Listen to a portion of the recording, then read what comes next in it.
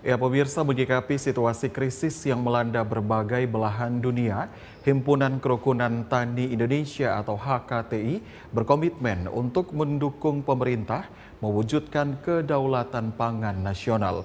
Upaya tersebut dilakukan dengan menggerakkan roda organisasi semua provinsi di Indonesia.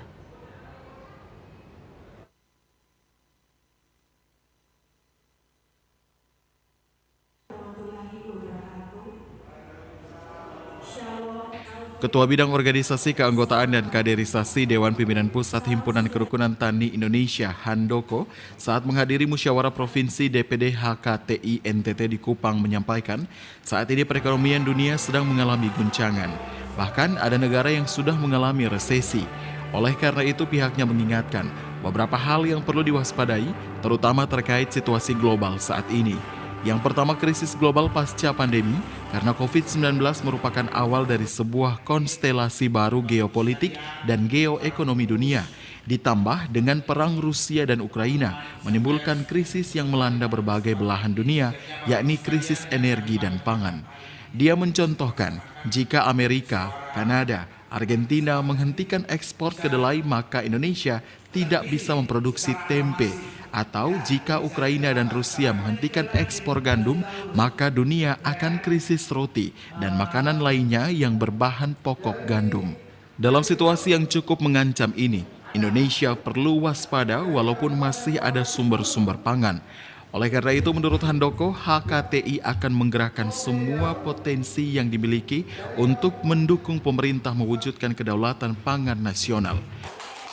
Kita masih punya sumber-sumber pangan dan kita harus, ini wajib ini hukumnya, berjuang sekuat tenaga bagaimana melakukan diversifikasi produk pangan, bagaimana melakukan ekstensifikasi pertanian, bagaimana melakukan intensifikasi pertanian untuk membuat apa yang kita namakan sebagai sebuah kedaulatan pangan.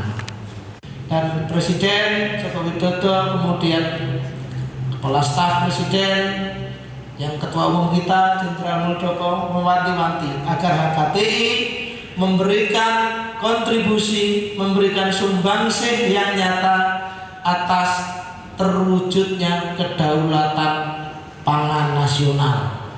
Juli Sutrisno Laiskodat yang ditetapkan menjadi Ketua DPD HKTI NTT mengatakan NTT memiliki lahan yang luas untuk dikembangkan.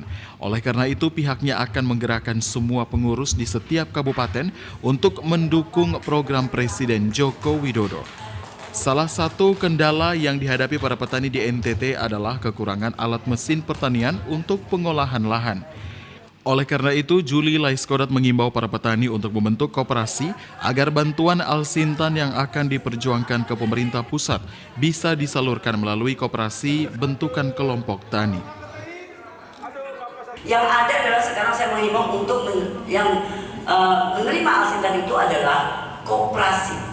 Kelompok yang mana mereka itu jadi alat yang besar kan nggak setiap hari pakai itu alat, toh. Jadi mereka itu daripada juga akhirnya jadi rongsokan, jadi koperasi, jadi mereka bisa sewakan untuk ke petani-petani yang lain, seperti itu. Komitmen HKTI ke depan untuk petani NTT seperti apa? Komitmennya kan sudah jelas bahwa saya sebagai Ketua HKTI, sebelum jadi Ketua HKTI saya sudah lakukan pertanian, peternakan, perikanan seluruhnya. Jadi ini semestinya sayapnya lebih luas lagi aja, ada HKTI apalagi didukung oleh Pak Muldoko dengan jajarannya. Pasti jaringannya lebih luas lagi aja. Jadi sebenarnya bukan sesuatu yang baru pertama kali kita lakukan, apalagi semua sangat pengalaman. Siap. Untuk diketahui, salah satu program HKTI yang sudah diterapkan di NTT khususnya Pulau Sumba yakni pengembangan sorghum. Dari Kota Kupang, Nyongki Malela, TVRI NTT.